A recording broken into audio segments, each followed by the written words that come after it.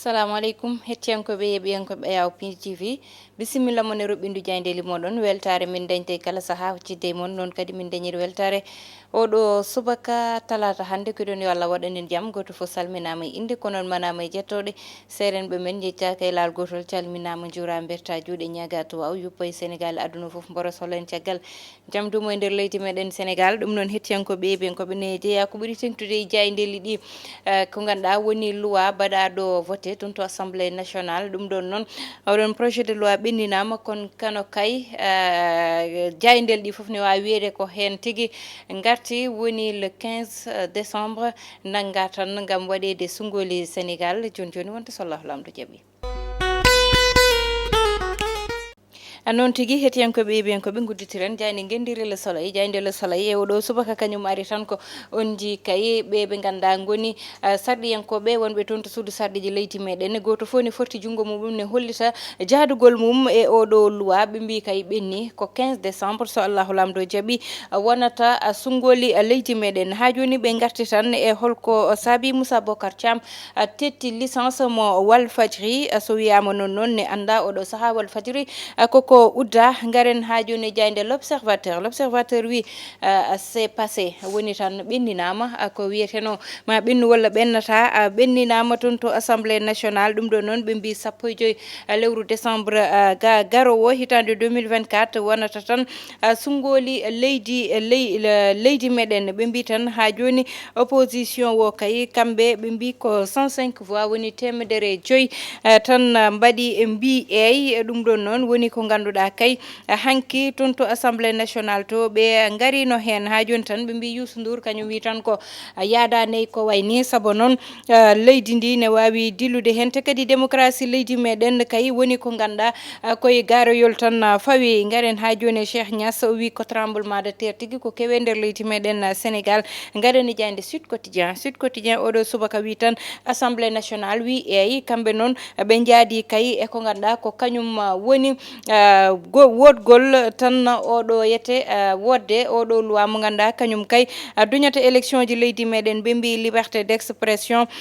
nder Sénégal woni tan haalde miijo muɗum ne wayno koko haɗa ɗum noon koye konngudi Cheikh Niass directeur mo Walfadjri garene jayde quotidien le quotidien jayde quotidien noon wi assemblée nationale wi kay ko 15 e lewru décembre wonata kay sungoli leydi meɗen ɗum ɗon noon ne wawi wiyede ko ɗo tan e lebbi jeenayi ɗum noon woni ko ganduɗa kay ɓe duñi ɗiɗon élection ji fanude ɗum kay ɗo e yeeso garen ha joni jayde direct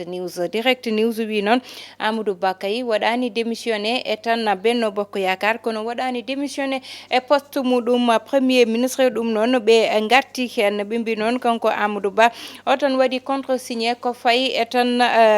décret oɗo mo ganduɗa ete ko kañum tigui fano kay e duñcude élection ji ɗi garen ha joni jayde point actu noon e oɗo subaka arte tan ko wiide ko holko saabi kanko oɗo mo ganduɗa ko kanko woni kanko kay woni yete jagorde baɗɗo tan oɗo saaha mo ganduɗa ete oɗo saaha waɗi démissionné woni Abdoulatif Coulibaly kanko Abdoulatif Coulibaly noon ɓe mbi tan ene jeeya kay ko fayi e gueɗe makko wiide tan Cheikh Tidiane Coulibaly ko mawni ko ne woni noon toon to ganduɗa woni suudu ñaworde mawɗo walla galle ñaworde mawɗo kanko noon ɓe mbi tan ko mawni ko te o wawa yebde ko woni konngudi ne fawe dow makko kono kadi o wawa yaadude élection ji ɗi ganduɗa ina duñe kono Abou Abel Thiam Racine Talla e tan Ibrahima Ndoye kamɓe noon ɓe mbi ko kay eyi e ko ganduɗa gardiɗo leydi ndi waɗi ɗum kono noon ɓe cuuti konngudi wiide tan kanko Abdoulatif Coulibaly kay o jaadano e président Macky Sall hitande 2012 garen tan e konngudi Bougane Gueye Dany e tan Youssou Ndour kamɓe ɗiɗo ɓe ganduɗa jaadane ɗeɗo gueɗe baɗɗe garene jayde révélation ɓe garti noon e konngudi ñaɗɗi ɗi ganduɗa kay oɗo ministre joguiɗo banggue tan télécommunication suuti ɗum Moussa Bocar Thiam e wiide tan leydi ndi kay tottetake hay lawol gotol mo ganduɗa ko nongo dara ne tigui o wiri ɗiɗo konngudi ɗum ɗon noon ɓe garti hen e oɗo subaka jayde révélation garene jayde Dakar Times kañum noon ari tan koye konngudi Maître Bourgi kañum noon mo ganduɗa oɗo saaha darima tan gam wiide kanko Macron yo daro e tan Macron e Gomar yoɓe daro oɗo saha kay e situation mo ganduɗa kewe Sénégal sabo kine wawi wiyede ko démocratie ruttina caggal garene jayde libération wi kay rapport baɗaɗo voté ɗum noon koko força toon to assemblée nationale sabo won sarɗiyankoɓe ganduɗa ko yaltinaɓe ma sandarmaɓe daari nde tan oɗon loi wawi wotede ɗum ko hanki wonno ɓe mbi kay Guy Marius Sagna kañum wi tan ko ɗum kay wawa wonde gonga saabu ko état tigui fawi ɗum tan e dow mabɓe hollide doole muɗum e dow mabɓe mbi Moussa Bocar Thiam kay waɗi débranché Walfadjri définitivement Youssou Ndour kañum wi tan ko sénégalais ji mbaɗani mérité ko kewi ko ɓe mbi Diomaye Malick Gakou docteur Cheikh Tidiane Dieye Mamboy Diawo kamɓe noon ɓe mbi oɗo saaha kay ko conseil constitutionnel ɓe payi ngam ko wayni wasa ɓennude ɗum noon garene jayde stade ceftal ɓalli kamɓe noon ɓe mbi tan ko oɗo saaha relève o saabu on ji kay darde ɓeɗo sukaɓe ɓe mbi kay koɓe ganduɗa hande ne mbawi ɓurdi tinnude équipe o mana so tan heccuɓe jeehi kamɓe ɓe ganduɗa kamɓe goni sukaɓe aɓeni ɗo te koyɗe mabɓe ina tiiɗi ɓe garti ha joni tan eko ganduɗa kañum woni compétition ji mbaɗadi suspendre saabi ɗum ko état mo Sénégal tolni o to banggue dille politique garene jayne rewmi sport kañum noon hen tigui guddeten ɓe gaari e banggue Crépin Diatta on ji kay ɓe mbi ko ɓe ganduɗa kamɓe goni kaf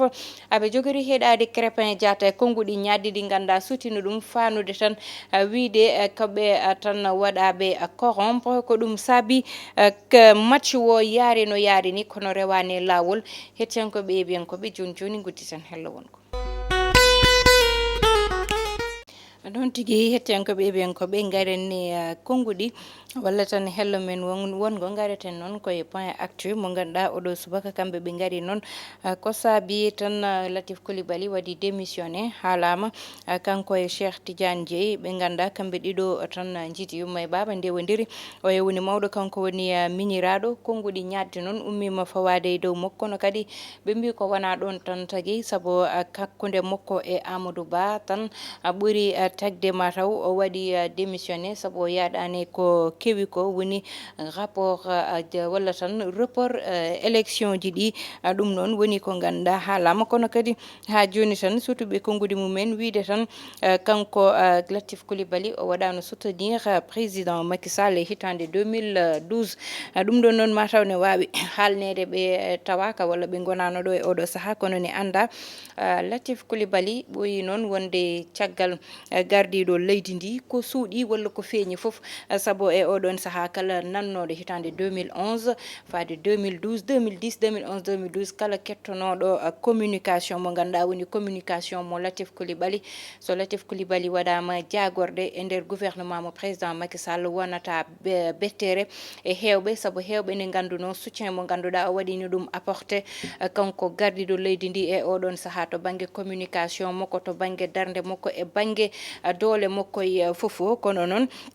mataw tan wonɓe ganduɗa mataw gen gueɗe ina suuɗino e hakkillaji mabɓe kono noon wonɓe hanki tawnoɗo wonɓe 2012 tawnoɗo won tawanoɓe kono kadi wonnoɓe e actualité politique o no goniri hen oɗo saaha ni mataw ɓen jejjita darde nde ganduɗa kanko Abdoulatif Coulibaly o dañino ɗum e ngal ɗon banggal wadde soutenir e tan salade gueɗe ɗe ganduɗa président Abdoulaye Wade ene waɗanno ɗum e oɗon saaha mo ganduɗa yete kay